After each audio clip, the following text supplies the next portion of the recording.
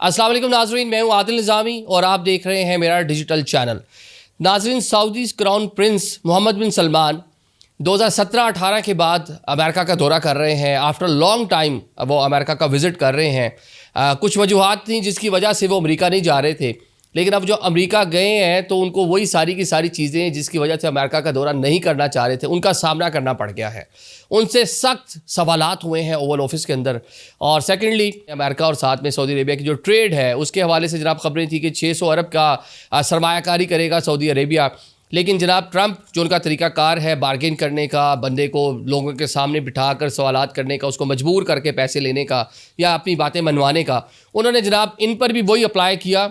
और जो सऊदी सरमायाकारी है वो हैरानकुन तौर पर इतनी ज़्यादा बढ़ गई है कि आप भी सुन के वो फिगर हैरान रह जाएंगे। साथ ही जनाब वो पाकिस्तान से रिलेट हम इसको करते हैं कि पाकिस्तान ने हाल ही में एक डिफेंस पैक्ट साइन किया था कि पाकिस्तान पर हमला, सऊदीया पर हमला, सऊदीया पर हमला, पाकिस्तान पर हमला। हमने वहाँ पे जाके उनकी फोर्सेस को ट्रेन भी करना था, हमारे वहाँ पे जाके सोल्जर्स जो हैं हमने उनको तैनात भी करना था। एक बड़ा कह लें इसको सेलिब्रेट किया गया था पाकिस्तान में और सऊदी अरेबिया में भी किया गया था सेलिब्रेट। वहाँ पर भी जो रियाद है वहाँ पे पाकिस्तानी परचम, सब्ज़ हलाली परचम आपको नज़र आ रहा था डिफरेंट बिल्डिंग्स के ऊपर। और वहाँ पे सऊदीया पाकिस्तान भाई भाई इस तरह के मतलब नारे भी लग रहे थे। इस्लामाबाद में भी यही माहौल था, बड़ा सेलिब्रेट किया गया था। लेकिन अब कह लें कि उसमें से भी कुछ मतलब लेवल डाउन हो जाएंगे मामला, क्योंकि जो डिफेंस पैक्ट है उससे बढ़कर अब अमेरिका उनको जो है कुछ देने जा रहे हैं। सारी चीज़ें हैं क्या आज के व्लॉग में आपको बताते हैं।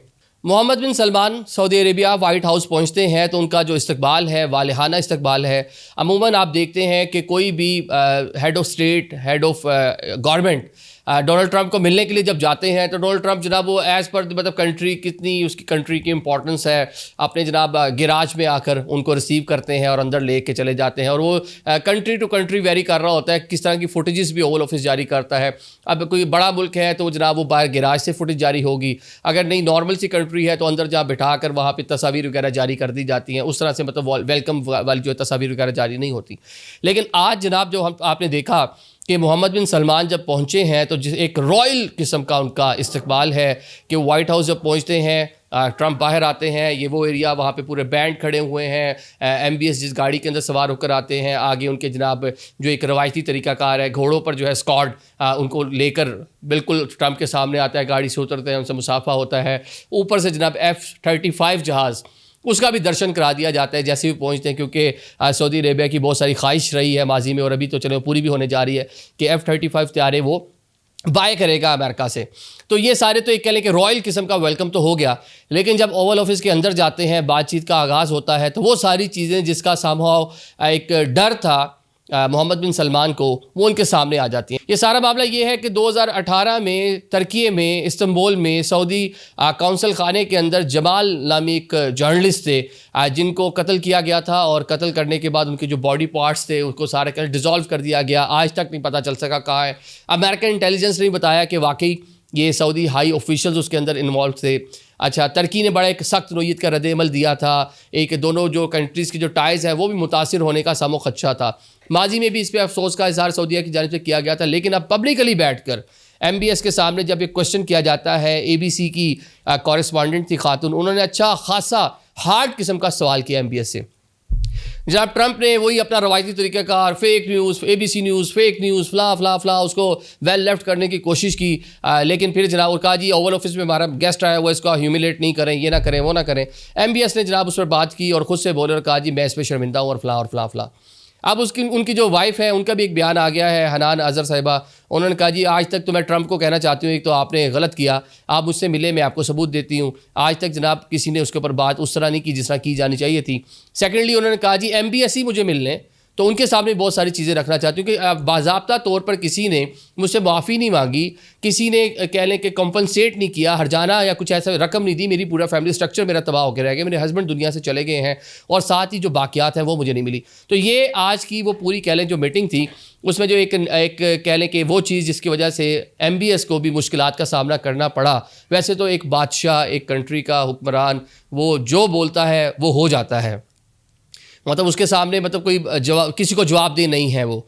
तो अमेरिका में जाके एक जर्नलिस्ट को उसको सामो कह लें कि जवाब देना पड़ गया। तो अब आगे तरह बढ़ते हैं اب جو سرمایہ کاری کی میں بات کر رہا تھا آپ سے کہ جناب 600 ارب ڈالر تو وہاں پہ کرنے تھے، ٹرمپ نے کہا جو ایک بارگن کرنے کا طریقہ ہے، کسی بندے کو اسٹیج پہ بلائے نا، وہ کہیں ڈونیشنز وغیرہ دی جا رہی ہوں، وہ کہ جی میں 1 لاکھ روپے دے رہا ہوں، 1 لاکھ آپ کے شان نشان نہیں ہے، آپ تو بہت بڑی شخصیت ہیں، پیسے بڑھا دیں، 1.5 لاکھ تو کر دیں نا، چلیں 2 کر دیں آپ جتنی بڑی، تو وہی والا کام ہے جناب، 600 ارب نہیں آپ 1 کھرب کر دیں، مہربانی ہوگی تو یہ ہوگا اور وہ ہوگا. تو جناب انہوں نے کہا جی کیوں نہیں سر، ٹرمپ صاحب آپ کہہ رہے ہیں تو کیوں نہیں ہوگا. مجھے یہاں پہ ایک انڈین ایک ریئلٹی شو آتا تھا ماضی میں، بڑا پرانی بات ہے، وہ کہ ڈانس کمپٹیشن تھا یا پھر سنگنگ تھا، اب یہ مجھے یاد نہیں ہے. اس کے بعد وہ ایک لائن وہ بولتے تھے بوگیمبو خوش ہوا نا، تو یہاں پر بھی وہی ہوا کہ ٹرمپ صاحب خوش ہوئے ہیں، جیسے اس نے کہا جی یہ تو آپ نے جو کہا جی 1 کھرب ڈالر کی ہم سرمایہ کاری کرنے کو تیار ہیں. تو یہ ٹرمپ کا جو روایتی طریقہ کار ہے، ایک طریقہ کار سے بڑھ کر سامو، میں تو اس کو کہتا ہوں کبھی کبھی کنٹریز کو مجبور کر کے ایک بھتہ لینے کا ایک طریقہ کار کہہ سکتے ہیں، جس کا ایک شکوہ ایک ملک کے پریزیڈنٹ نے کر بھی دیا تھا کہ میرے پاس آپ کو دینے کے لیے کوئی بوئنگ کا کوئی جہاز نہیں ہے کہ میں آپ کا گفٹ کروں، تو لہٰذا آپ مجھ سے اسی طرح ٹریٹ کریں گے.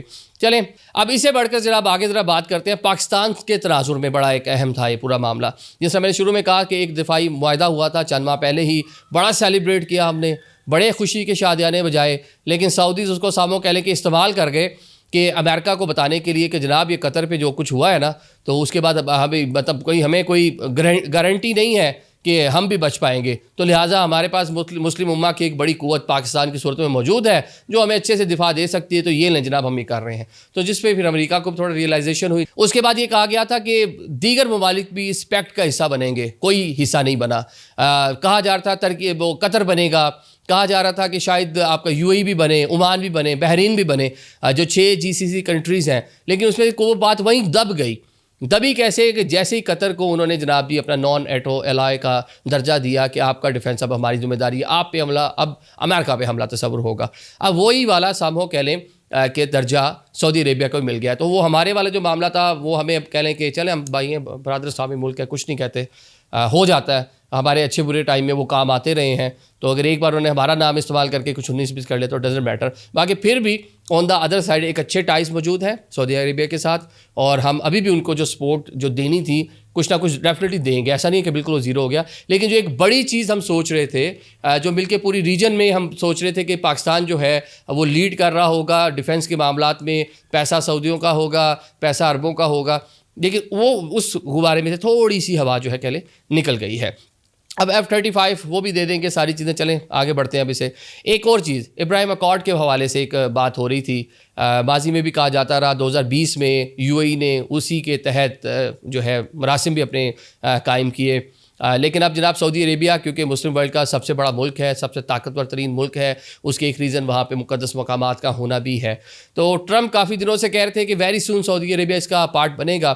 MBS نے کہا جی بالکل پارٹ بننے کے لیے تیار ہیں، لیکن یہ کنڈیشنل ہوگا 2 ریاستی حل اور پیس امن دونوں سائڈ کے لیے، ان کے لیے بھی اور ہمارے جو لوگ ہیں وہاں پہ ان کے لیے بھی. تو اب دیکھتے ہیں کہ اس پر کیا پیش رفت ہوتی ہے کیا نہیں ہوتی. اس دورے میں جو مجھے سب سے انٹرسٹنگ چیز لگی وہ یہ تھی کہ جناب کرسٹیانو رونالڈو بھی موجود تھے اور وہ سعودی ڈیلیگیشن کے اندر موجود تھے. مطلب سعودیز جو ہیں وہ اب سمجھ لیں کہ ایک عرب کی حیثیت سے وہاں پر موجود تھے.